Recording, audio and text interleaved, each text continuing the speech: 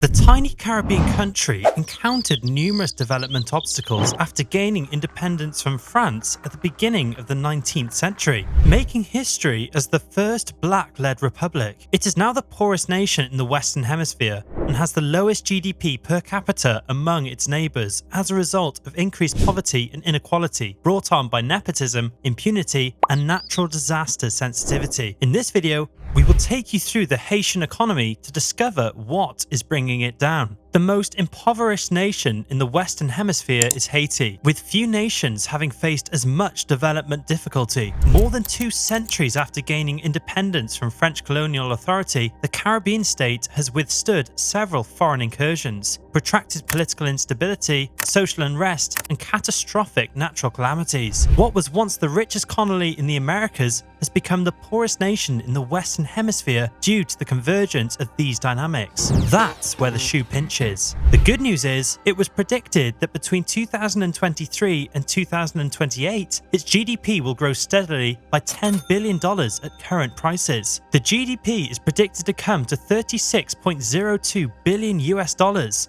an all-time high in 2028, following the 6th year of growth. Trade has made up 41% of its GDP since 2010. The main industries in the nation are the production of textiles, which accounted for $1.15 billion in exports in 2021 and made up 85% of all exports, with the top 3 trading partners being the US, Canada, and Mexico. The nation also depends a great deal on outside funding. From 2010 to 2020, the UN gave Haiti access to over $13 billion in international aid, the majority of which went towards funding development initiatives and disaster relief efforts. With a lack of access to basic amenities and over half of the population living below the poverty line, many people rely on subsistence farming to provide for their families. Numerous factors have threatened its development since it gained independence from France, notably foreign meddling, political corruption within the country, natural disasters, civil unrest, and epidemics. They're in a real pickle.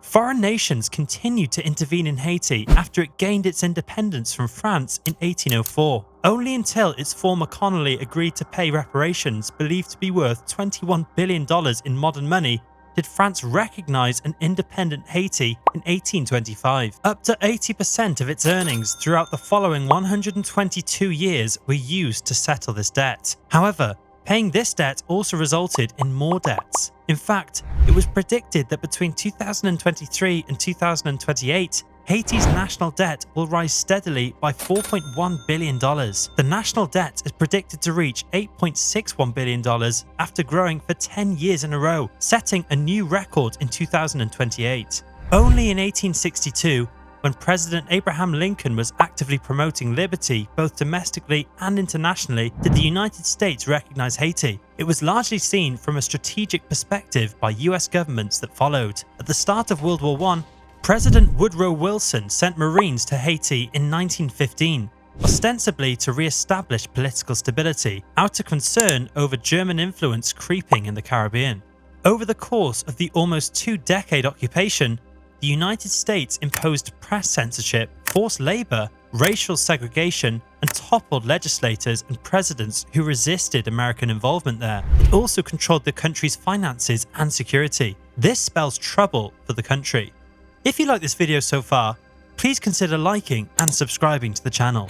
Compared to most Caribbean countries, Haiti experiences more natural disasters due to its location on a geological fault line in an area vulnerable to strong storms. The nation is particularly vulnerable to flooding and mudslides as a result of widespread deforestation, and the island is also vulnerable to earthquakes, hurricanes, tropical storms, and cyclones. Seems like they're going through the mill. In 2010, for instance, a powerful earthquake close to the city left over 220,000 Haitians dead and 1.5 million more displaced. The cost of basic reconstruction exceeded the nation's yearly GDP, coming in at $8 billion.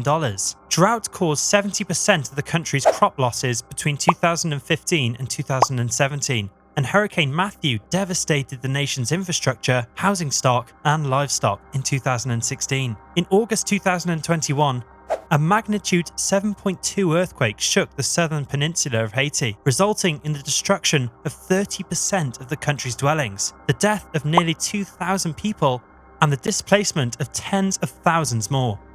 A few days later, Tropical Storm Grace made matters worse by bringing in copious amounts of rain, which in turn caused flash flooding and landslides. As the threat of climate change grows, the island has continued to experience unfavourable and severe weather. In fact, drought affects almost 7 million people, followed by storms that affect 6 million people and earthquakes affecting around 3.5 million people there.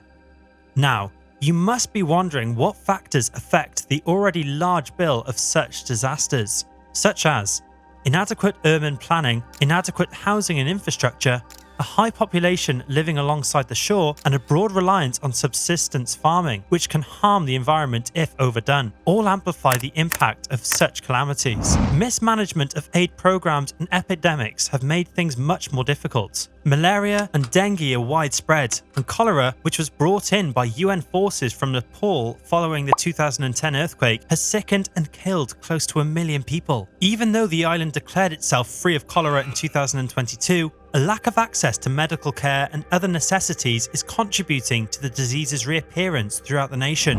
Meanwhile, billions of dollars in promised relief that governments and organizations made in the wake of the 2010 crisis remain unaccounted for. Haiti was left high and dry, no? Long-term social and political instability in Haiti has resulted in a severe security crisis marked by weak administration following President Jovenel Moise's killing in 2021. Over the course of 2023, violence has increased dramatically as gangs have taken over 80% of the major city of Port-au-Prince, Haiti. An estimated 2,439 persons lost their lives between January and mid-August. Extortion, sexual assault, and kidnapping have increased. The UN Security Council approved the deployment of a multinational-backed security team, headed by Kenya, to support the police there in combating gang violence as law enforcement deteriorates and vigilantism cases rise. Haitians are juggling frogs. Throughout its history, Haiti has had numerous coups, autocratic governments, and international interventions. Notably, dictators François Duvalier, Papa Doc, and Jean-Claude Duvalier, Baby Doc, ruled Haiti from 1957 to 1986. Their 29-year reign was marked by pervasive corruption, political repression, and violations of human rights. When Jean-Claude Duvalier left the nation amid widespread unrest and international pressure demanding his ouster, the regime finally collapsed. In Haiti, where they dominate many facets of the political and economic environment, gangs are an important contributor to instability and bloodshed. 9 well-known Port-au-Prince gangs, dubbed the G9, led by former police officer Jimmy Cherizia, blockaded the country's main fuel facility in October 2021, severing 70% of the gas supply. In order to lift the blockade and begin the delivery of vital gasoline supplies, the G9 finally conceded the next month. Despite their demand for Prime Minister Henri's resignation, it's home to an estimated 200 gangs, 95 of which are based in or close to Port-au-Prince. Due to rivalry, the gangs have consolidated into 7 significant coalitions that have increased the level of violent crimes. In the first 3 months of 2023, at least 846 people died in Haiti as a result of violence, according to a report issued by the UN Human Rights Office. Violence is a monkey on the back of Haiti. Approximately 2.5 million Haitians, mostly in rural areas, live in extreme poverty, which is less than $1.25 per day. Among its Caribbean peers, it has the highest poverty rates, with more than half of the population there living in poverty. Small family farms are the main source of employment in this mostly unofficial economy. But despite mounting demand from the rural population, frequent natural disasters, harsh weather such as droughts, and farmers' restricted access to new technology, modern farming methods, and information agricultural output has stagnated. The poverty issue seems to be left hanging in the air there. Now, you must be asking, is Haiti a good place to do business? In terms of ease of doing business, Haiti is placed 179th out of 190 economies by the World Bank's yearly evaluations. Its position increased from 182 in 2018 to 179 in 2019. From 2008 to 2019, the average score for Haiti's ease of doing business was 173.42, with the highest score of 182 in 2018 and the lowest score of 151 in 2009. The economy of Haiti depends mainly on trade with its neighboring nations, especially the Dominican Republic and the United States. Despite the challenges faced by the business community, the government of Haiti offers two forms of advantages for foreign investment: income tax incentives and customs duty incentives. The country's import and export policies are non-discriminatory and do not take nationality into account. The Haitian Investment Code grants both local and foreign companies the same rights, benefits, and safeguarding. They have to jump through hoops to attract businesses. Even if there are business possibilities there, the country's trade and investment environment is difficult. According to popular indices measuring perceptions of corruption and ease of doing business, Haiti is ranked close to the bottom of the world. Poor infrastructure, lax investor security measures, unequal contract enforcement, exorbitant energy costs, and corruption are some of the barriers to investment. A growing number of businesses are closing their doors in dangerous, violent neighborhoods, which is increasing the number of unemployed people. But Haiti's economic downturn is doing wonders for its neighbors. Many business owners there have already moved to the Dominican Republic, while those who remain in Haiti struggle to make ends meet. With some of the highest rates of income disparity in the world, Haiti is the poorest nation in Latin America and the Caribbean.